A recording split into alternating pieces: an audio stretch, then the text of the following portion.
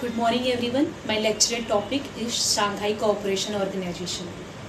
Shanghai Cooperation Organization, it was formed in the year 2001. Earlier it was known as Shanghai 5 and the member states were Russia, China, Tajikistan, Kazakhstan and Kyrgyzstan.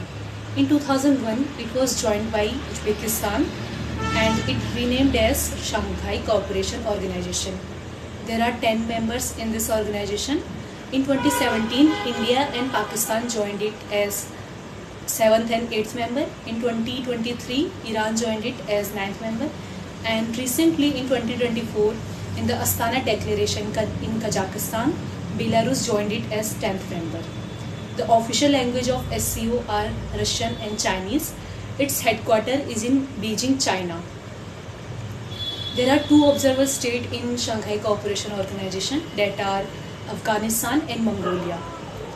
There are two main bodies of SCO. The first one is SCO Secretariat, headquartered in Beijing, China, and the second one is the Executive Committee of REDS, that is the Regional Anti-Terror Structure in Tashkent, Uzbekistan.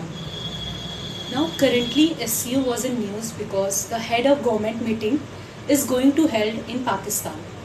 And almost after 9 years since 2015, any foreign minister from India is going to attend that particular meeting.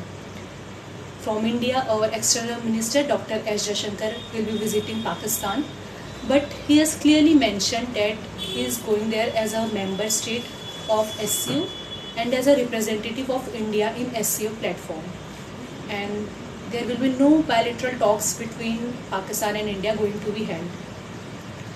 Now coming towards the objective of SCO. The main objective of SCO is to maintain the peace, stability and security in the region and to combat the terrorism. The second is the cultural exchange and people-to-people ties. Third is to build the economic cooperation and develop trade. Fourth one is to foster the energy cooperation, technology and transportation. Now the significance of SCO. So SCO addressed the issue on the Asia. It also consists of 40% of world's population and around 20% of world's GDP.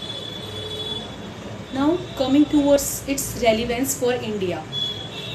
So the first is it provides regional connectivity. SCO offers Central Asian market to India. The second one is the energy security. And third one, SCO also cooperate with India in countering the terrorism activities by providing intelligence sharing through REDS, that is Regional Anti-Terror Structure. Now coming towards the challenges of SCO and India. So the first one is the growing influence of China and dominance of China. Also, India is opposing China's One Belt and One Road initiative, under which China is building CPEC corridor through Pakistan occupied Kashmir, which is definitely violating India's sovereignty. Second is the state-sponsored terrorism through Pakistan. Third one is the border dispute between Kazakhstan and Kyrgyzstan. And there are other several issues between SCO's country. Also, the Western sanction on Russia after the Russia-Ukraine war, it is hampering the trade with Russia.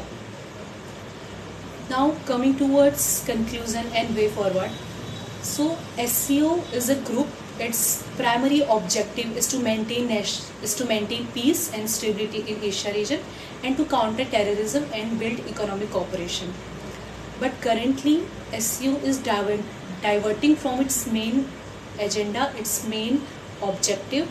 Because of the influence of China, it is now more acting as a counter bloc to Western bloc, and it is acting as a anti-Western bloc.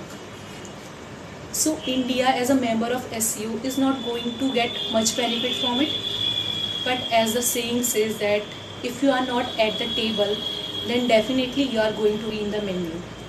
So in the SCO organization, India cannot get much benefit, but if India leaves this organization and if India is not a part of this organization, then this will going to affect India's interest. because we have seen that the SAARC group is also declining, and to maintain our global geopolitical relations, we have to stay in the SCO. Now the SCO group, it can grow its importance if provided if this group adhere to its objective of maintaining regional peace, security and building economic cooperation. Thank you. Jai Hind.